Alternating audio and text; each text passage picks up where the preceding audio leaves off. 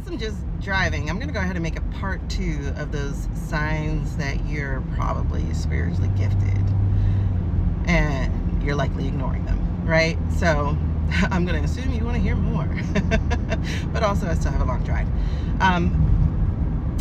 By the way, I'm going to do a quick plug here because I'm going to put in the link, shopping cart, whatever, to this hands-free sun visor phone holder. I really do suggest you get it, especially if you're somebody who is a person who the most amazing thoughts and things come out while you're driving. And so this is just a really good tool for you to be able to record yourself, whether it's going to be on video or if it's going to be on audio. But it allows you to have some hands-free, but also just get it out of your head, which is the best place to have some things sometimes. All right, so let's jump back into this. But like I said, there'll be a link somewhere around here. So let's talk about other spiritual gifts. I want to talk about some of the more obvious ones that, again, we assume everybody does or everybody has, just like what people say about ADHD and stuff like that. And so that's going to be dreaming. So one thing that most people don't do is actually have cinematic dreams. I like to describe my dreams as IMAX. You know, like sometimes I'm in them dreams, like in it. Like one time I dreamt of like Bad Boys 2 or something, and one of the bad guys in the movie dream of mine sliced my hand with a katana sword, and I woke up with the most intense pain in my hand. Other times, like, oh my God, this one dream that I had, but it was a symbolic dream, I just didn't understand that, was I dreamt that my father, my stepfather, but he's been around since I was 1. I dreamt that my father had gotten hit by a car and was like this mangled pink mess. I mean, like, that was what was left. And when I tell you, I boo-hoo cried so hard in that dream that my pillow, my real pillow, when I woke up, was completely soaked in tears. And that just like really underscores how much I love this man. And like, oh my God, it was so horrible. And the reason why it was a symbolic dream is because he didn't die, but his old life did. And he got let go from his job because he didn't want to move to North Florida, which thank God he didn't, because we all would have had to go. And so his old life ended. His 30 years with Wholesome Bakery had evaporated, basically. And he was untethered. And for a man who worked like his whole life, like even when he was 6, he was helping his sharecropping parents pick cotton in South Carolina. This man's worked his whole life. He's always been a hard worker, and here he was without, quote unquote, a purpose. So that was a symbolic dream. It was a premonition dream. But this one's going to be for my Black people especially. If you are the one who dreams of fishes, y'all, in the Black community, we're always like, oh, I dreamt of a fish. Who pregnant? Okay? So if you dream of fishes or you dream of pregnancy or whatever like that, and you are consistently that person who knows before somebody else does that somebody's pregnant, yeah, girly, you need to tap back in with the ancestors and see what's up. Find that real relationship with God, not just the one in the Bible pages, but the one that envelopes you in light, love, and energy, because that's what God really is. He is everything. So anyway, so dreams are like one of the most obvious signs to me of a spiritual gift. It's one of the only ones I could say, okay, I know everybody doesn't do this. Another one, now this is strange. I don't know if y'all do this, and I talked about it on my other video, but, and people who have ADHD, you might, I was going to say you might confuse yourself here with this one, but honestly, I do believe a lot of ND people are actually spiritual people, and that's really what's happening.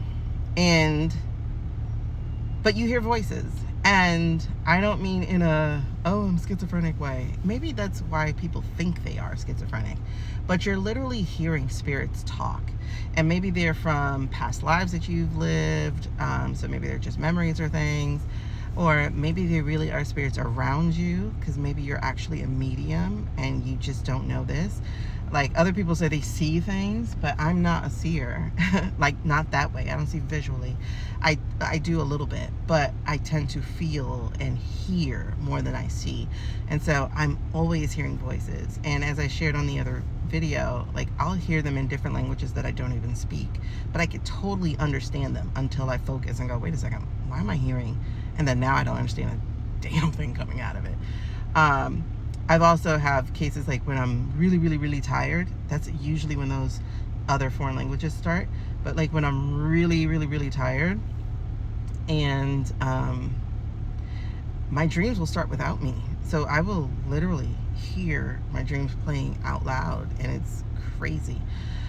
Another thing to that voice thing is that you might possibly actually do.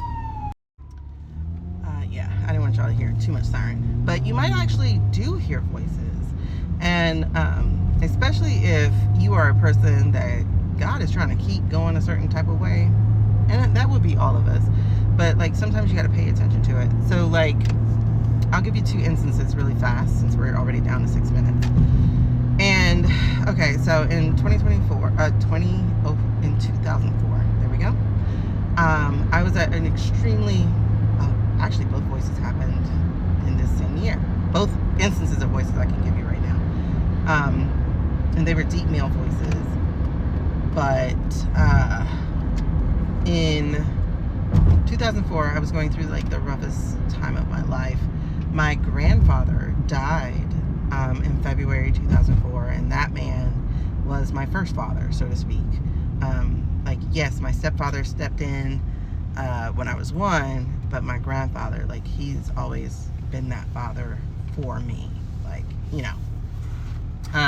He reminds me of the old Bill Cosby, like the one that we knew before the rapist thing. But like the Mr. Hustable, the Dr. Hustable, that's who he reminded me of. He wasn't a doctor, but he was an entrepreneur with his own construction company.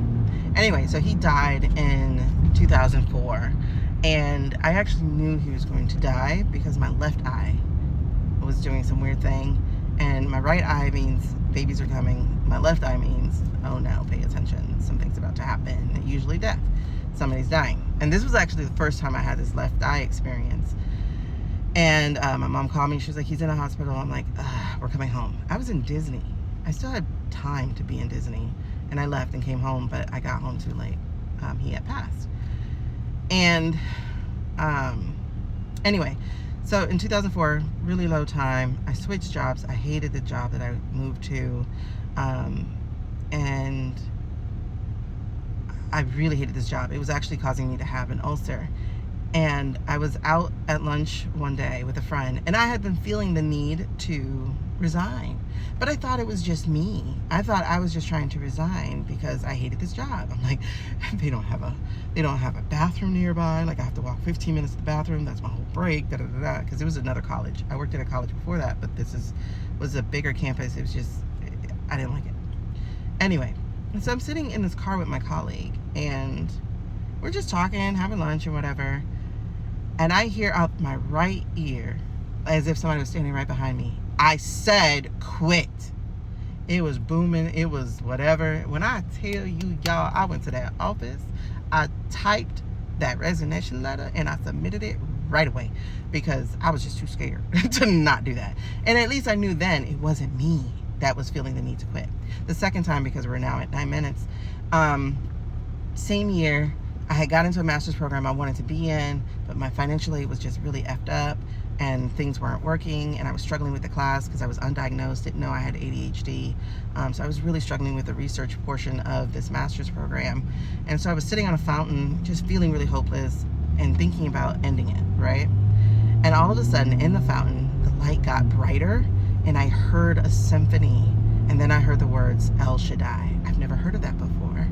And I went home and I looked it up because Google had just come out, and El Shaddai means all nourishing, like a mother's milk. And so these are just a couple of the signs that you're spiritually gifted. We have homework to do in this class, and she wants us to practice as much as possible. I am extremely nervous about this. So I have an opportunity for one person who has made it to the end of this video to get a free reading with me. Please understand, this is practice. I cannot guarantee that anything is going to come out of this. I can't promise you that, but I would love to be able to practice. So one person who watches this entire video to get to this video, I will choose from one person, and I will choose based off of intuition. So don't bother like giving your story or anything like that. It's not going to be that. What I do want you to type is, I volunteer as tribute.